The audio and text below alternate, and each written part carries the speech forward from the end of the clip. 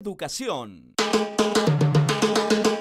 Lo que aprendemos nunca olvidamos, todo depende cómo lo enseñamos. Escucharemos con mucha atención que está sonando por la radio ya la buena educación. Espacio contratado.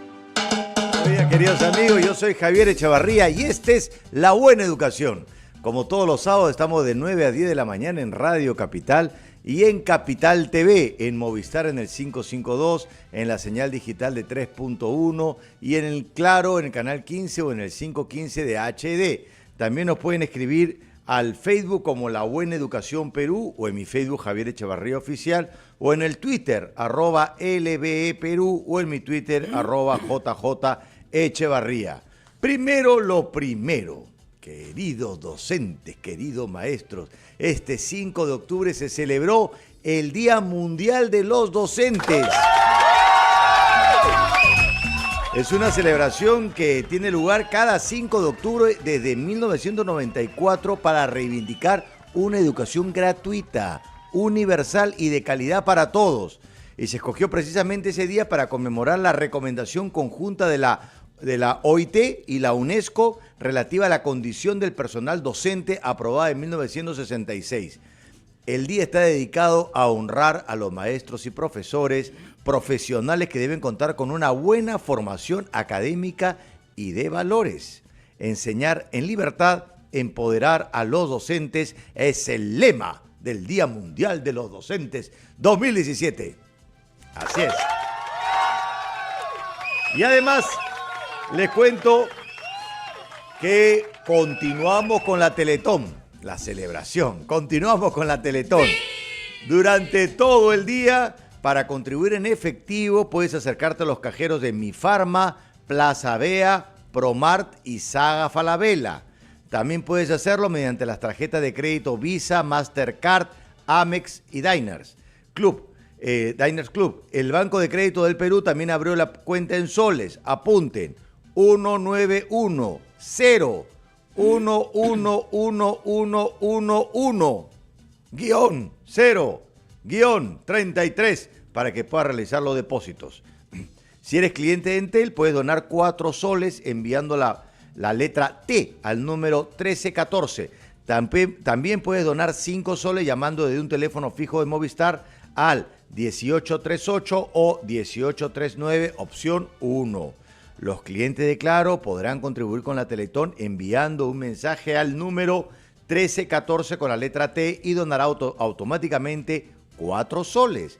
La meta de este año es superar los 11 millones de soles que se recaudó en el 2016.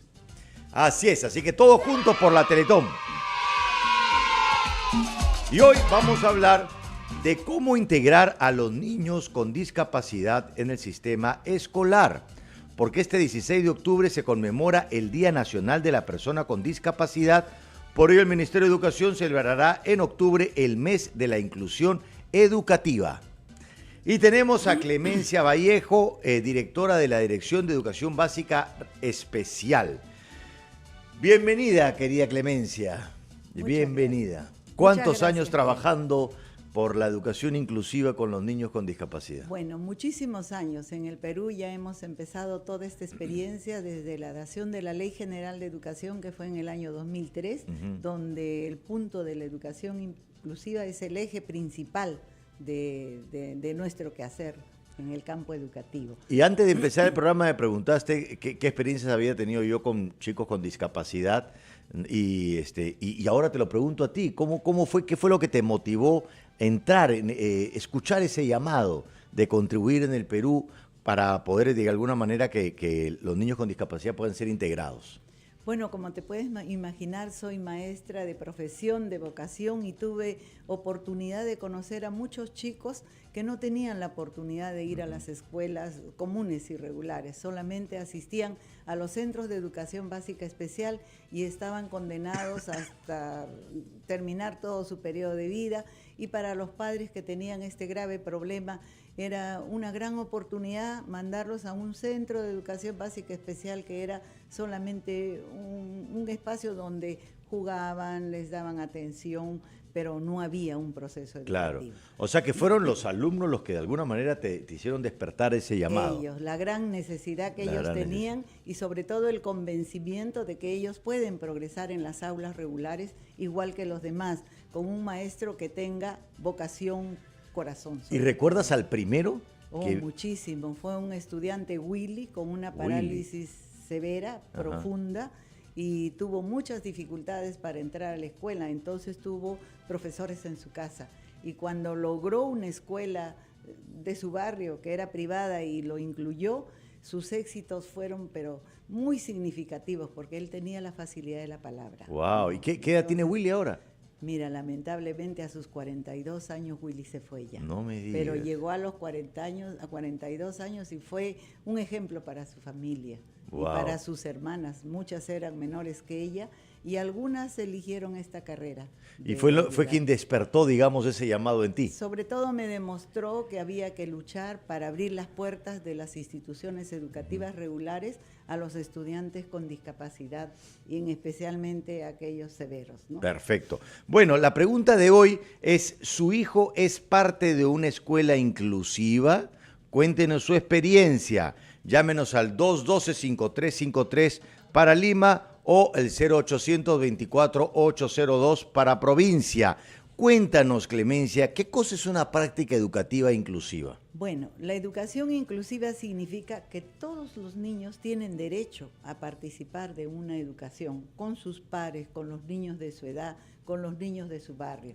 Lo que nosotros necesitamos para que esto sea ampliamente aceptado y logren aprendizajes y tengan éxitos es pues lograr que estas escuelas y sus docentes y sus familias se comprometan y vean que exactamente se puede tener éxitos y lograr identificando sus necesidades educativas y más que nada la respuesta educativa que necesitan con pequeños cambios que se debe hacer en la escuela. Pero, o sea, digamos, mencionas tú que es un derecho y yo creo que es eso y realmente es importante tener conciencia de los derechos, pero ¿cómo hacerlo? ¿Cómo hacerlo? O sea, ¿el sistema escolar está preparado para hacerlo? ¿Cuáles son las mayores dificultades de ese proceso? Mira, empezamos toda esta historia, creo que desde la dación de esa Ley General de Educación, desde el año 2002 corrimos con una década de la educación inclusiva, fueron 10 años que tuvieron excelentes resultados, hubo mucho compromiso de parte de las autoridades. Ahora, claro, la demanda es grande y no podemos tener éxitos como quisiéramos para atender a todos, pero sí tenemos escuelas exitosas que están logrando con éxito esta. ¿Y dónde está el secreto para que esto suceda? ¿Está en los docentes? ¿Está en los padres de familia? ¿Está en el director? Bueno, me imagino que en todos también, ¿no? Así son todos, pero creo que el primero de ellos es el padre de familia. El padre de familia. El padre de familia que tiene que apostar por la educación inclusiva y encontrar una escuela que realmente se dedique y pueda realizar todas estas actividades, se capaciten y tengan los materiales, la accesibilidad pertinente para lograr con éxito. Y tenemos ya modelos que ya se pueden demostrar. Que ya se pueden demostrar y se pueden replicar. Y justo tenemos una primera llamada de Pilar de Huancavelica. Aló, Pilar. Aló, buenos días. Buenos días, Pilar. Bueno, yo le manifestaba a la persona que me recepcionó el teléfono que yo he visto una escuela inclusiva en un ámbito rural, que es en el anexo de Papay, distrito de Salcabamba, de la provincia de Sayacaja, zona del Brae. Ajá. Donde he visto que una niña invidente, ella estuvo ahí toda la primaria, y los docentes que están ahí presididos por su director y 3 docentes más que son mujeres, la apoyaron mucho, y esa niña ahora ya es una señorita que está ya en un colegio en secundaria. ¿Y tú lo viste, pero tú no tienes contacto con esa niña? ¿Tú eres docente? No, yo no soy docente. ¿Tú eres madre de familia? Sí, pero no de ese colegio, no de ese. Ah, ok. Tú viste en el colegio cómo habían incorporado a esta niña invidente. Así es. Y a mí me pareció muy bien, porque siendo el ámbito rural, y la niña sintió el apoyo inicialmente. Era muy tímida al principio. Luego, es que yo superviso la escuela. Ah, ok. Por eso pude ver. Entonces, al principio era tímida, luego vi el apoyo de sus docentes, y esa escuela, por ejemplo, estuvo beneficiada con un premio, creo que es una bonificación donde pudo mejorar todo el acceso a su institución. Excelente. El acceso de veredas, el acceso de unos pasamanos para que pueda usar y todo eso. Excelente, o sea, muchísimas. Es posible hacer eso, no solo en la capital, sino en otros lugares. Muy bien, muchísimas gracias, Pilar, por tu llamada. Y mira, Clemencia, es increíble porque cada vez hay mayor conciencia, pero aún falta muchísimo. Yo trabajo con empresas como psicólogo y han incorporado una de las empresas con las cuales trabajo a personas con discapacidad, ¿no? En el área, con los operarios. Había muchas resistencias al inicio.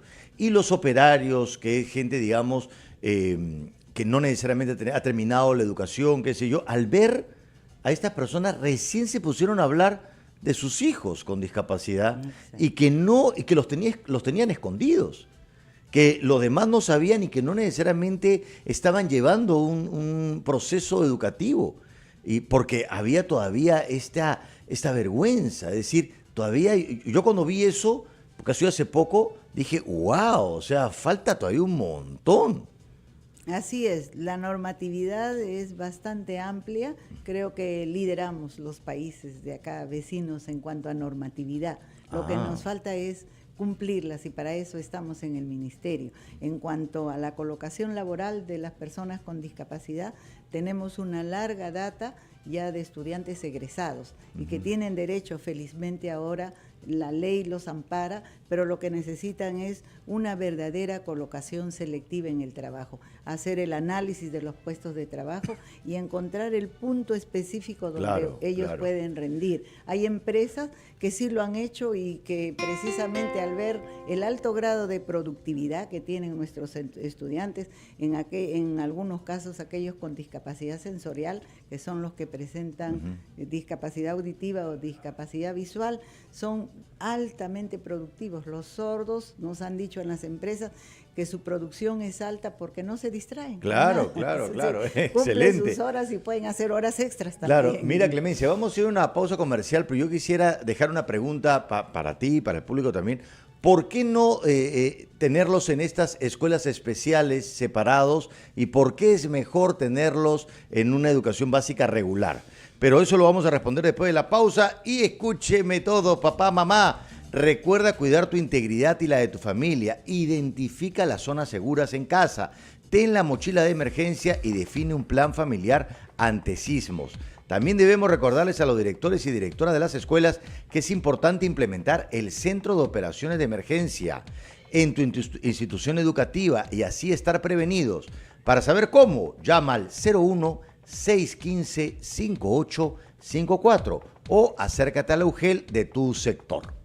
Volvemos luego de la pausa.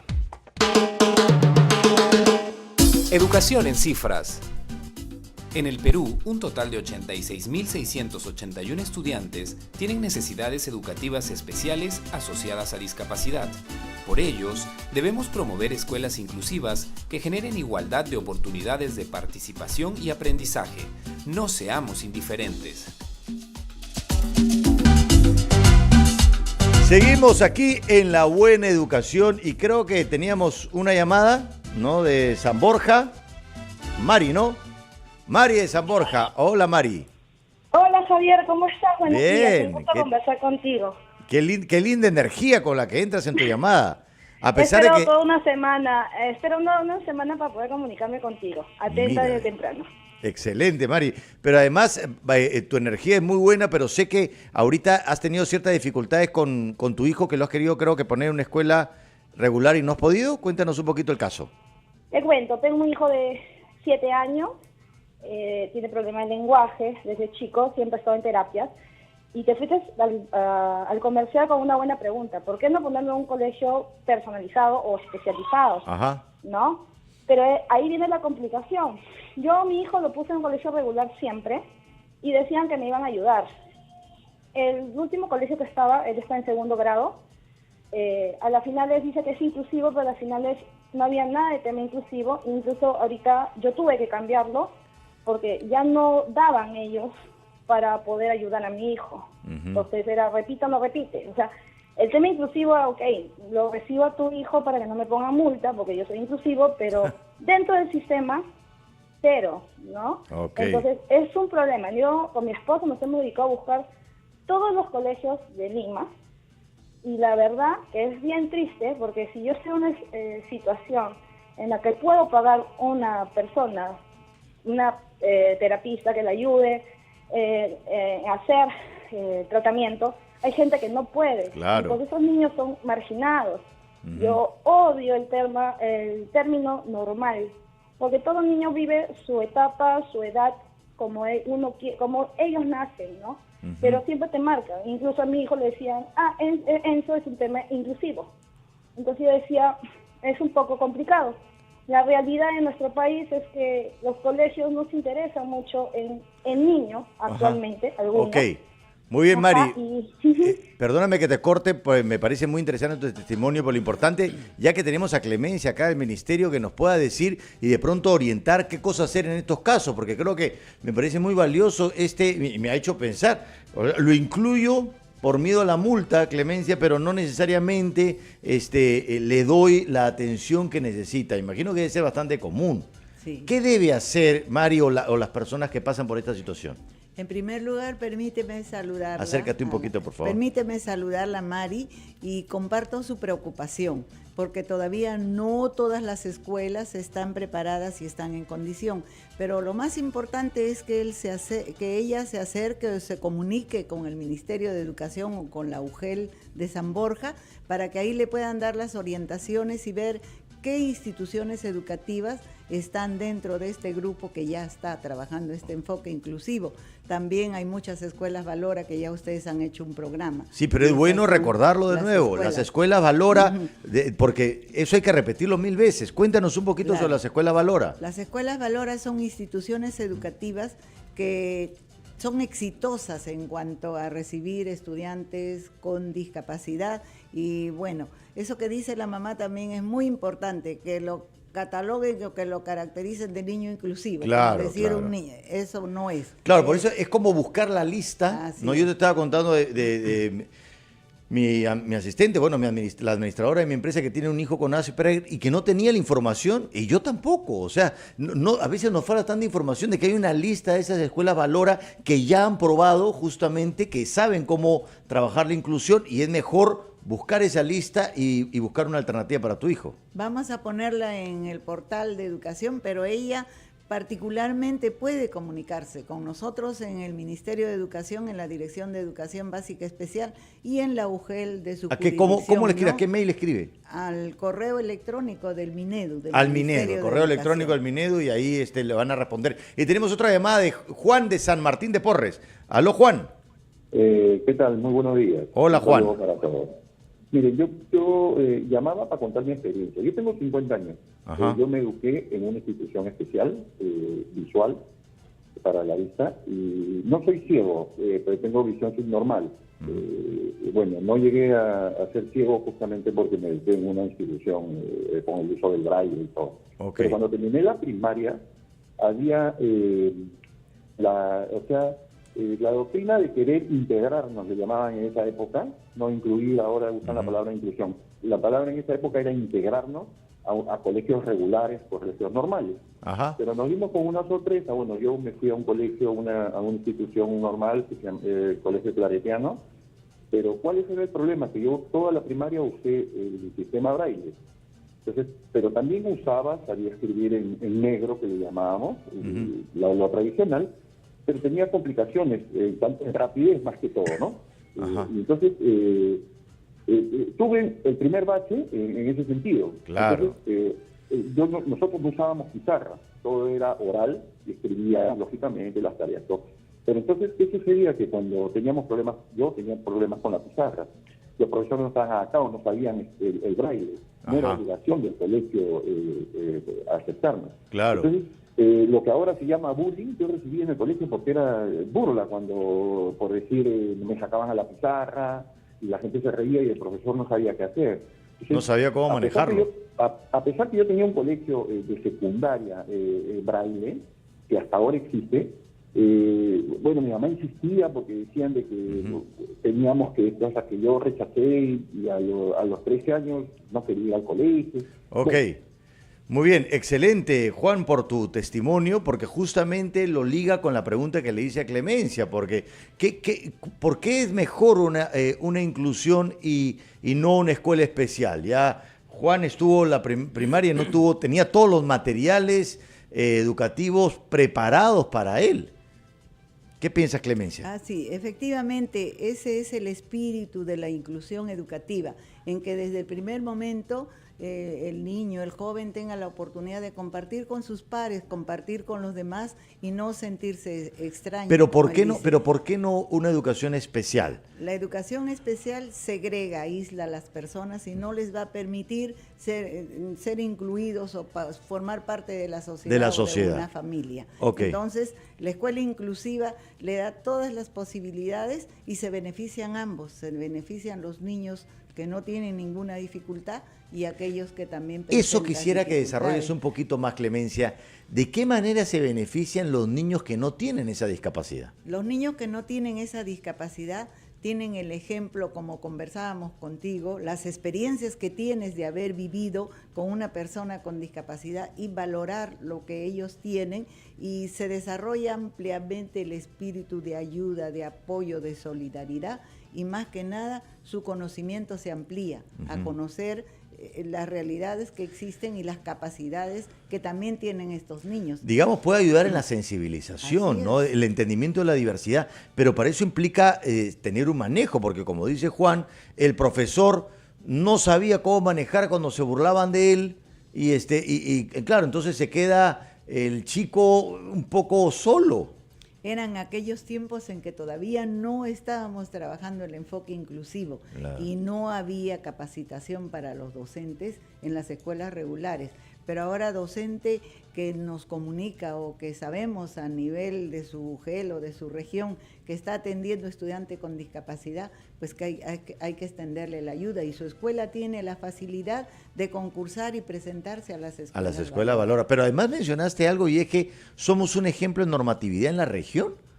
Cuéntanos un poquito sobre eso. Cuando hemos hecho reuniones internacionales y han venido de Europa, gente de otros países, dice, en el Perú tienen normatividad, pero ya solo lo que les falta es cumplirlas. Claro, claro. Sería maravilloso pues que uno pone la norma y al día siguiente, ¡fra!, ya sucedió, ¿no? Pero es un proceso. Hay que implementarla. Y hay que tener paciencia en el proceso. Así es. Pero creo que los mayores ejemplos son los padres de familia que presionan y dicen, oigan, en esta escuela está pasando esto, y así uno puede trabajar todos en conjunto. Y la historia de la educación especial ha sido desde sus inicios movida por los padres de familia. Claro. El Centro Peruano de Audición y Lenguaje fue un grupo de padres y ahora hay que ver lo que significa ese claro, centro, ¿no? Pero estamos además en el mes de la inclusión educativa.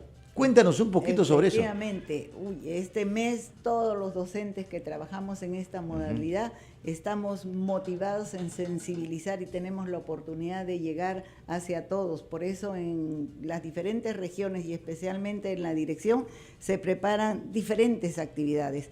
Este año empezamos con la sorpresa de un tour que se va a hacer por todas las instituciones del Estado, sensibilizándolas. Entonces nuestros niños van a participar visitando a esas escuelas. O sea, los niños van a hacer un tour por todas las escuelas. Por las instituciones. Por las instituciones. Por ejemplo, el ministerio va a estar abriendo sus puertas ese día y van a estar con nosotros los niños demostrándole a todos los directores las habilidades con sus pares, con nosotros que no presentan dificultades. Qué hermoso. ¿No? ¿Qué otras actividades van a haber? Además vamos a tener a nivel de cada región la misma actividad que realizamos nosotros, se va a demostrar y demostrar las capacidades que llegan a tener estos niños. Hay una empresa que está trabajando, que es de la entidad de la educación, que ha rescatado todas las capacidades que tienen nuestros niños en el aspecto artístico, y ha formado pues una banda que es maravillosa. La vamos a ver y los invitamos al Ministerio de Educación a participar. Extraordinario. ¿Y cuál es el objetivo de este año, de este mes? De este mes es sensibilizar. Y además de sensibilizar, fortalecer las capacidades de los docentes con diversos foros, seminarios que se vienen realizando de los éxitos logrados en cada una de las instituciones. O sea que estamos de fiesta. Excelente. Muchísimas gracias, Clemencia, por haber venido al programa y muchísimas gracias por este mensaje tan importante, porque en el Perú justamente necesitamos sensibilizarnos a lo diferente, a la diversidad, y la inclusión justamente con personas con discapacidad es parte de ese proceso. Gracias a ti, y esperamos tener más oportunidades para que vengan los mismos docentes que hacen esta actividad y demuestren cómo es que trabajan ellos en las escuelas. Excelente. Y les cuento además que se ampliaron las fechas de inscripción para el reconocimiento de las escuelas Valora 2018. Se han ampliado, es decir que si tu escuela realmente ustedes sienten que están haciendo un trabajo importante en la inclusión, busquen inscribirse para que sean parte de las escuelas Valora. Y una cosa más, y lo vamos a seguir repitiendo durante todos los programas, hasta que toda la información quede registrada en nuestras células. La educación pública no se privatiza. El Minedu está desplegando un importante esfuerzo para acortar la brecha de infraestructura educativa, apuntando a implementar nuevas modalidades de colaboración con el sector privado, como las obras por impuestos y la asociación público-privada. Papá, mamá, que quede claro, estas modalidades solo contemplan la construcción y mantenimiento de infraestructura educativa. La gestión pedagógica, la contratación de maestros son y continuarán siendo responsabilidad del Estado. Todos trabajamos por una educación pública gratuita y de calidad. Y vamos a hacer una pausa comercial y volvemos con la buena educación, con un tema muy importante que tenemos que irnos preparando por si algo pasa también.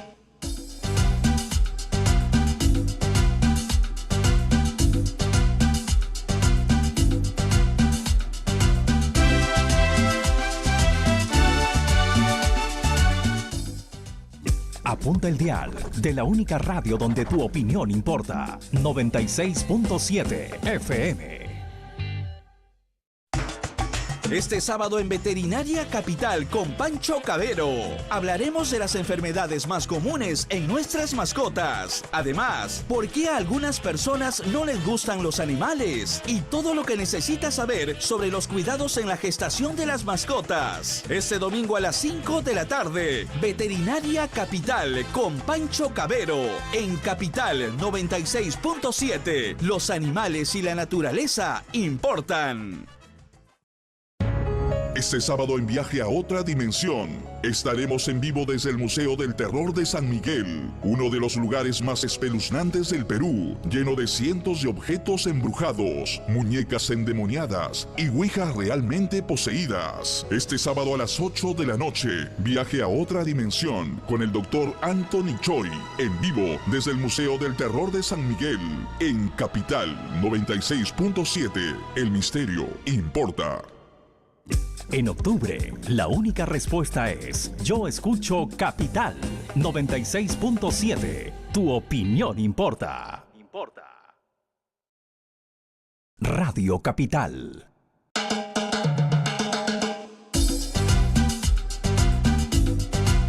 Seguimos en la buena educación y ahora vamos a cambiar un poco el tema, porque estamos ya cada vez, siempre estamos dando una oportunidad al programa para poder hablar qué cosas hacer en caso de sismo. Y es bueno detenernos y pensar en prevención. Es de sabios incluir al que es diferente, y es de sabios pensar en alguna posibilidad en el futuro que pueda traernos alguna emergencia y estar preparados para eso. Entonces, ¿cómo implementar correctamente el Centro de Operaciones de Emergencia COE en la escuela? ¿Cómo implementarlo? Y para eso tenemos a Ceciré Mejía Sarmiento, especialista de gestión del riesgo de desastres del Ministerio de Educación. Cuéntanos qué es el Centro de Operaciones de Emergencia, ¿no? Y por qué es tan importante tenerlo en la escuela. Bienvenida, Ceciré. Ante todo, muy buenos días y gracias por la invitación. Bueno, los centros de operaciones de emergencia son espacios físicos donde se monitorea los peligros, las emergencias y los desastres. Asimismo, se administra e intercambia información. ¿Para qué? Para la toma de decisiones. En el caso de nuestra institución educativa, el director. Ok.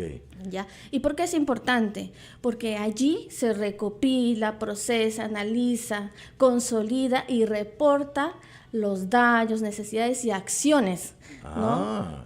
Pero entonces un sitio físico, ¿y qué cosa necesita para implementarse? Ya, lo mínimo que debería de tener es una PC, una computadora, un medio de comunicación que podría ser un teléfono fijo, un celular.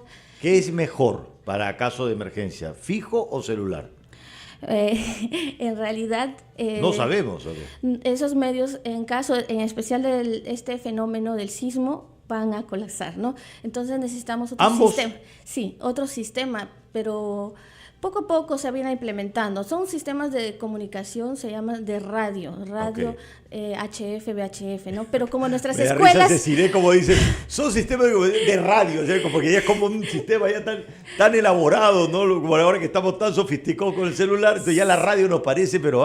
No, son otros sistemas de comunicación, o sea... Un sistema especial. Así es, porque como sabes, nuestros celulares o los teléfonos están cableados pues, del subterráneo, claro, o si no son antenas, entonces si se cae la antena, el servicio cae. Pero antes había mucho más radio, me acuerdo que había los radios aficionados también, que siempre estaban comunicando y ayudaban mucho para cuando habían desastres o cuando se pasaba. Ahora, no sé si seguirá viendo eso. Sí, o sea, también, pero esos sistemas de radio aficionados trabajan en esa banda, por eso de esos sistemas de comunicación especial.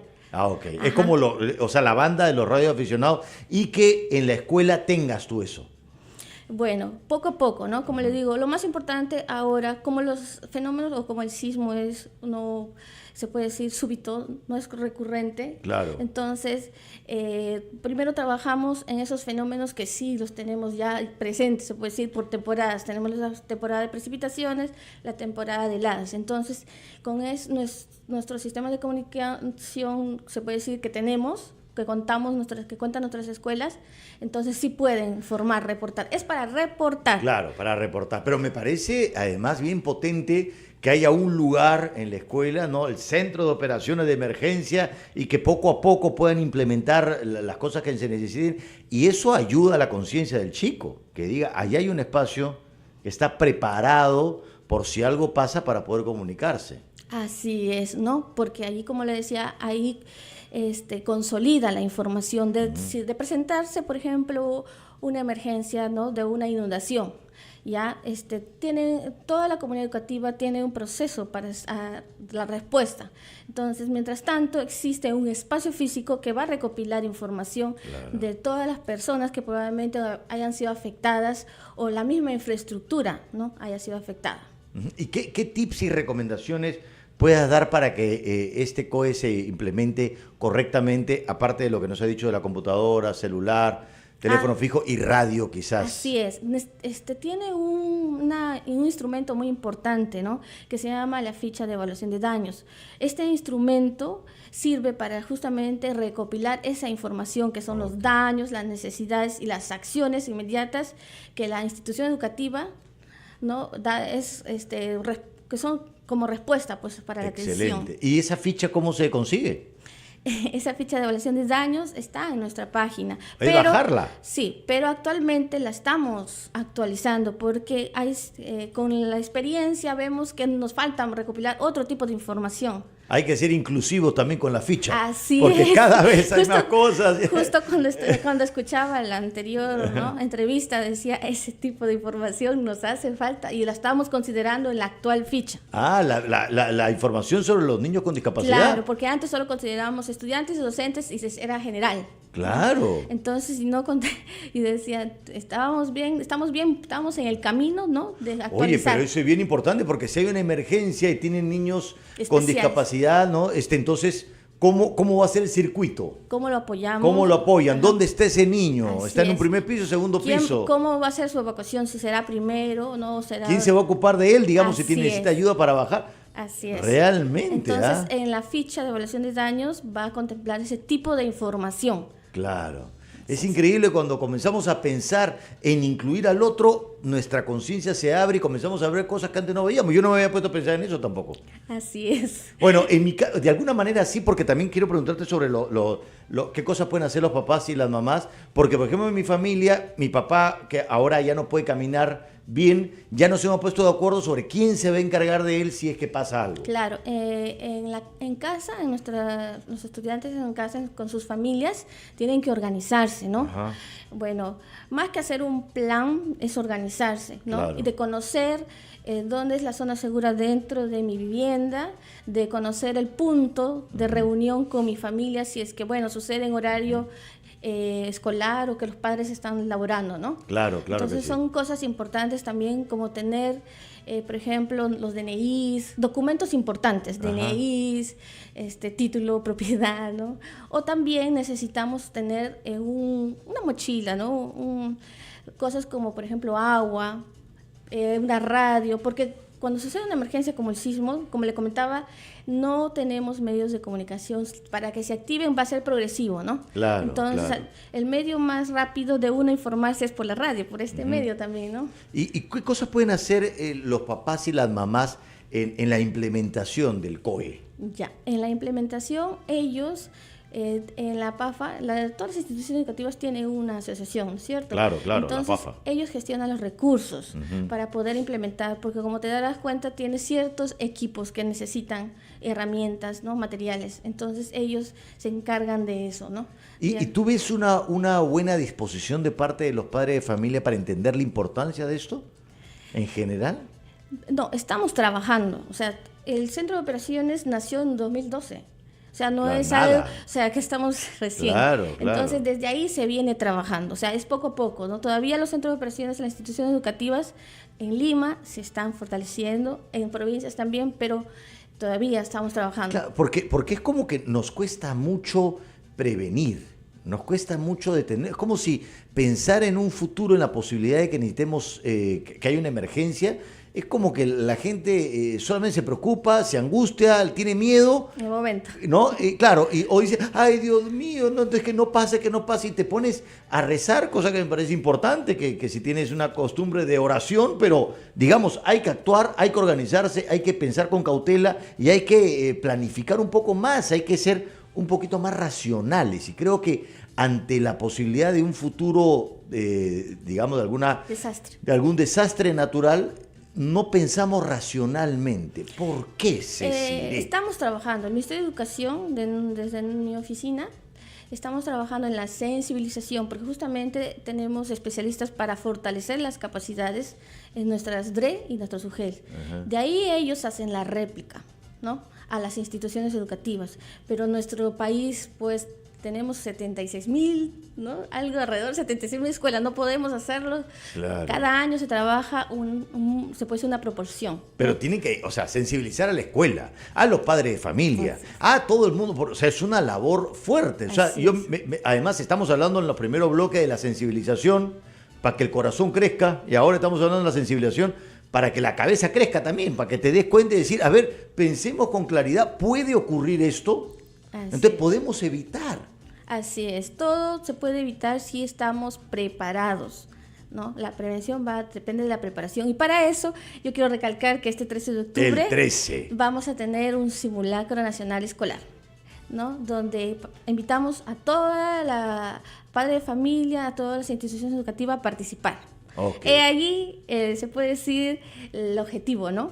Si estamos preparados, podemos tener no podemos tener daños, se reducen los daños. Claro, ¿no? Es el día clave, el 13 de octubre, ¿no? Porque siempre hacen simulacros diferentes, pero el 13 de octubre es un simulacro nacional. Sí, es un simulacro nacional que está establecido, ¿no? O sea, como conocemos el Instituto Nacional de Defensa Civil, al año establece simulacros. Nosotros como sector también tenemos nuestros propios simulacros, pero se puede decir, lo hacemos en paralelo. Y nosotros tenemos los simulacros 3 turnos, ¿no? Nosotros no hacemos solamente el turno que nos dice nuestra institución, el INDECI, sino los 3 turnos. Todos los niveles a nivel nacional participan. Y me pregunto yo, bueno, tú eres experta, Cecilia, pero me pregunto, ¿no sería mejor que se coordinen los simulacros nacionales con los directores y que los docentes y los alumnos no sepan para ver cómo reaccionan rápidamente? Esos se llaman simulacros inopinados. O sea, inopinados, o sea, donde ni los directores saben. A veces ni los directores. Ni los directores, porque ahí queremos saber, ¿no?, la actitud. Porque el simulacro mide la participación, ¿no? Mide la participación. Entonces, esos simulacros se organizan dentro de la SUGEL y dentro de la misma IE. Claro. Son inopinados. Sí se realizan esos ejercicios. Perfecto. Pero este 13 de octubre sí todo el mundo sabe, y lo importante es tomarlo en serio y que los padres de familia también hablen con los hijos, que todo el mundo esté atento, porque de eso depende, porque de pronto el chico, lo toma relajadamente, quiero ir, y de esa actitud puede depender su vida en el futuro. Así es. Por eso, como le decía, la sensibilización está en proceso y poco a poco el Ministerio de Educación trabaja en ello, ¿no? Entonces, este 13 de octubre, ¿qué tenemos que hacer? Participar. Todos los docentes. Todos los docentes, estudiantes, comunidad educativa que involucran a los padres de familia. ¿Qué deben hacer los padres de familia el 13 de octubre? Participar, ¿no? Pues dependiendo, si están en su centro laboral, participarán. Okay. Pero si están en casa, pueden participar en la escuela. Pueden ir a la escuela y estar también participando. Perfecto, excelente. Muchísimas gracias, Desiree, por haber venido al programa y por abrirnos la cabeza para pensar con tranquilidad y planificar si algo pasa. Y vamos a ir a un corte comercial y seguimos en La Buena Educación. El tip de la semana. ¿Cómo realizar un plan de emergencia familiar ante futuros sismos? Define un punto de encuentro común. Elabora la mochila de emergencia. Fija objetos que puedan caer y deja libre las salidas de evacuación. Informa a tus familiares que en caso de sismo es recomendable enviar mensajes de texto para no saturar las líneas telefónicas. Seguimos en La Buena Educación, hemos hablado de inclusiones, hemos hablado de prevención y ahora vamos a hablar de celebración. Tenemos aquí la bandera peruana, tenemos a Susana Córdoba, que es directora de Educación Física y Deporte del Ministerio de Educación. Estuviste acá para hablar de los Juegos Deportivos Escolares Nacionales, ¿no? Y además, qué maravilla, después de lo que está pasando con nuestro equipo de fútbol, tenemos a Daisy Morales, de 15 años, de Junín, ¿no? Que hablas ayánica. Primera vez en Lima y escúcheme bien, ella juega en defensa, en fútbol, ¿no? Sí. Y primera vez en Lima, ¿qué tal, Daisy? Sí, primero voy a saludar a Por todos. favor. Kitaiteri maroni no shaninka, acá no poca que acá Lima aquí, kametsaita que aunque ten nita betearo y osheki toca meta sanote.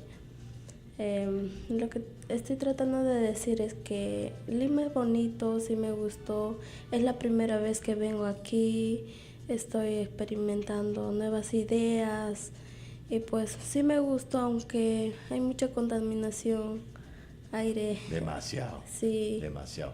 Eso Pero es tú sabes, eres consciente de cómo nos conmueve cuando escuchamos una lengua diferente a la del castellano, una de las tantas lenguas que tenemos en el Perú. ¿Eres consciente del efecto de tus palabras? Sí, yo soy netamente ayánica. Porque hablas y a mí me conmueve profundamente. O sea, me gustaría seguir escuchando. Te habla todo el tiempo. Habla aquí también en la cabina. Tú habla. Nosotros te vamos a escuchar profundamente, ¿no? Sí, te podría hablar todo en ayánica, pero no va a comprender. Claro. Pero a ver, primero, ¿qué tal, Susana? ¿Cómo fue los Juegos Deportivos Nacionales? Sí, Javier, tenemos el placer de tener aquí a Daisy, una de las casi 100 niñas futbolistas que han llegado desde distintos lugares del Perú. Uh-huh. Hemos vivido la fiesta del deporte escolar más grande del país en estas 2 semanas. Ayer hemos estado clausurando ya las actividades deportivas. Y creo que, como bien ha dicho Daisy, con tanta sabiduría, hemos aprendido mucho. Claro. Y sobre todo, ellos, todos los que han llegado, han sido muy felices compartiendo este deporte que nos da la posibilidad de estos encuentros interculturales y nos da la oportunidad para aprender en ciudades nuevas, con amigos nuevos, con personas que provienen de otros pueblos originarios. Y además demostrando, como han dicho siempre las chicas, nosotros también podemos hacer deporte. Nadie tiene por qué limitar. Y si nos gusta el fútbol, ¿por qué no? Por supuesto. ¿Y qué tal le fue a tu equipo, Daisy? Sí, hemos perdido. Sí, ¿Han perdido? Sí, hemos perdido. ¿Qué equipo les ganó? Ayacucho. De Ayacucho. Sí, es que nosotros nos acostumbramos a jugar descalzo. Claro. Además, no acostumbramos el ambiente, algunas se enfermaban, les daba mareos. Claro, o sea, tanta contaminación que decían, ¿dónde estoy? Sí, sí. Claro, o sea, con toda la dificultad, ustedes están acostumbradas a jugar, digamos, en plena vegetación, rodeado de naturaleza, sin zapatos, y de pronto ahora en cemento o en pasto, ¿cómo ha sido? Sí, en una cancha de gras sintético. Cancha de gras sintético, claro. Sí. ¿Tú habías visto alguna vez gras sintético? No. Debe ser chocante para ti que vives, ¿no? Sí. En plena selva, ver pasto de plástico. O sea, debe ser una cosa, decir, ¿qué cosa es esto? Así pues, algunos de mis compañeros, todos nos ha chocado. Claro. Todos no se acostumbraban a jugar, unas se enfermaron. Pero dime, cuando empezaste, ¿te dijeron que ese pasto era de plástico? Sí, nos dijeron así. ¿Y qué lo tocaste? Me imagino que debe ser una cosa rarísima para ti. Sí, claro que sí. ¿Y cómo así comenzaron empezó esta fiebre del fútbol allá en Junín? Sí, desde todos el profesor nos comunicó que íbamos a participar hacia aquí. Casi 2 meses entrenamos, todo, pero nunca pensé que íbamos a jugar así descalzo. Claro. Nos íbamos a entrenar descalzo. Claro. Porque nuestros padres carecen de economía, no nos compraban chimpunes. Y cuando venimos aquí nos sorprende que hoy íbamos a jugar con chimpún. Y eso que llegamos todo mareadas, o con dolor de cabeza, el olor de todo, del bus. Oye, mira, la verdad es que me haces pensar, o sea, llegas a Lima y te da dolor de cabeza y te mareas por lo que uno está acostumbrado a respirar, por toda la porquería que respiramos y que nosotros no nos damos cuenta. Sí, la verdad que yo misma siento eso. Claro. Sí, me da mareos el olor. Pero y tengo que preguntarte, Daisy, inevitablemente estando acá en los Juegos Deportivos Nacionales, has estado también viendo la fiebre del fútbol. ¿Cómo ha vivido lo de la selección peruana y el empate con Argentina? Sí, pues eso ha sido una guerra porque todos se quedaron empates. Y eso es bueno. Y Dios quiera que Perú gane, ¿no? Porque es nuestro país y quisiéramos que gane. Qué hermoso, ¿no? Y ya me imagino, como Daisy, cuántas personas, Susana, de diferentes rincones del Perú que vienen por primera vez a Lima y que por primera vez no vemos las caras, porque en el Perú a veces no nos vemos las caras y no nos conocemos y no nos integramos, que el deporte integre a tantos niños. Así es, Javier. Realmente creo que tenemos que tener muy en cuenta lo que acaba de decir Daisy. Finalmente el deporte lo que hace es acercar oportunidades. Darnos a todos la posibilidad de aprender eso que podemos conocer en ciudades como la capital de nuestra república. Sin embargo, siendo una experiencia distinta, diferente, también costosa, como para quienes hemos llegado a la ciudad, me pasó a mí cuando conocí Lima, me desconcertaba con lo que veía. Vamos aprendiendo poco a poco que el mundo es realmente muy vasto, mucho más grande de lo que pensamos, y ellas que vienen de medios naturales nos recuerdan cómo tenemos que cuidar el medio donde vivimos, cómo tenemos que tratar de que la ciudad nos sea amable a todos, que es responsabilidad de todos. Y finalmente también que este encuentro de niñas y de niños deportistas con un solo lenguaje, es el lenguaje del deporte, sin duda les abre un panorama inmenso de cosas nuevas y de aprendizaje. Se aprende en el aula, se aprende en la comunidad, se aprende con el deporte, se aprende en cada ciudad. Claro, pero si se abren las puertas para poder conocernos, también se abren las puertas a las cosas que a uno le duele.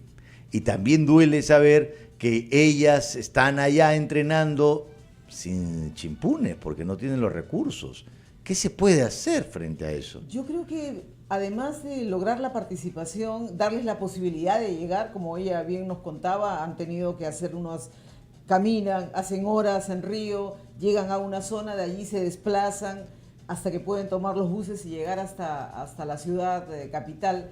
Lo que tenemos es que tratar de que estas oportunidades cuenten también con los materiales necesarios, con las canchas necesarias. Ahora, ciertamente era una dificultad que ellas se enfrentaran solas con los pies descalzos cuando otras... ¿Pero jugaron con chimpunes o con pies descalzos? El equipo de la Dijeivira ha facilitado, ha tratado de... Por primera vez, con claro. Las vestimillas han tenido una tenida deportiva.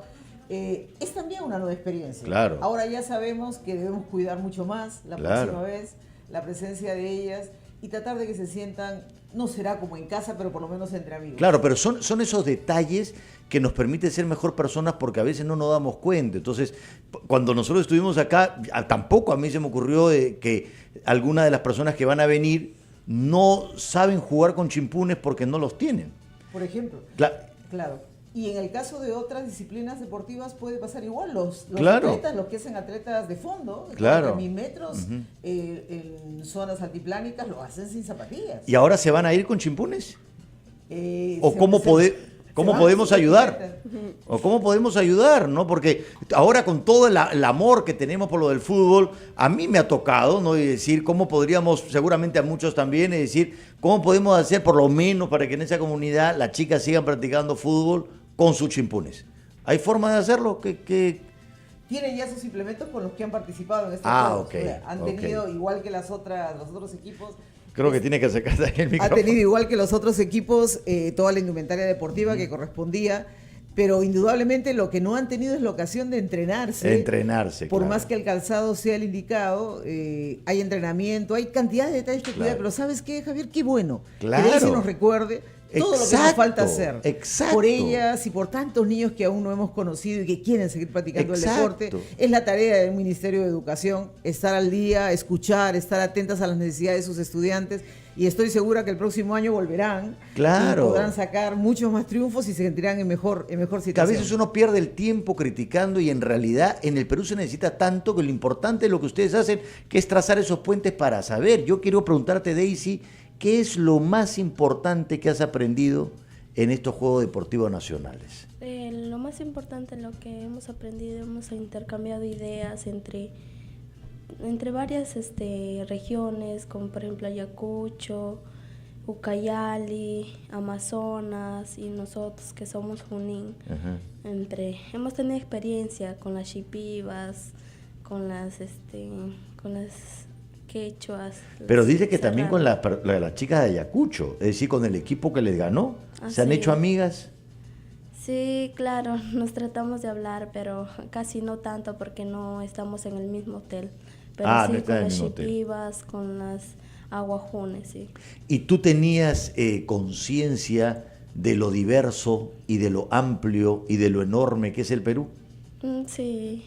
Es decir, cuando fuiste, conociste otras personas con otras realidades, ¿eso tú ya lo conocías o te sorprendió un poco? Sí, yo lo conocía porque estudié en un colegio intercultural. Ok. Y en ese colegio intercultural está abierto a toda la diversidad cultural del país. Sí, varios idiomas, como Ashaninka, Shipibos, Quechua, Nomatzillengas, Yaneshas, Aguajún, de todo. ¿Y cuál es tu sueño, Daisy? Mi sueño es seguir adelante, seguir estudiando, lograr mis metas, seguir una profesión. Quisiera ser como usted. ¿Como yo? ¿Qué profesión quieres estudiar? Sí, como administradora. Administrador, como yo, no, yo soy administradora, pero te habla de ser profesional, a eso te refieres. ¿Quieres ser administradora? Sí. ¿Para trabajar en una empresa o tú poner tu propio negocio?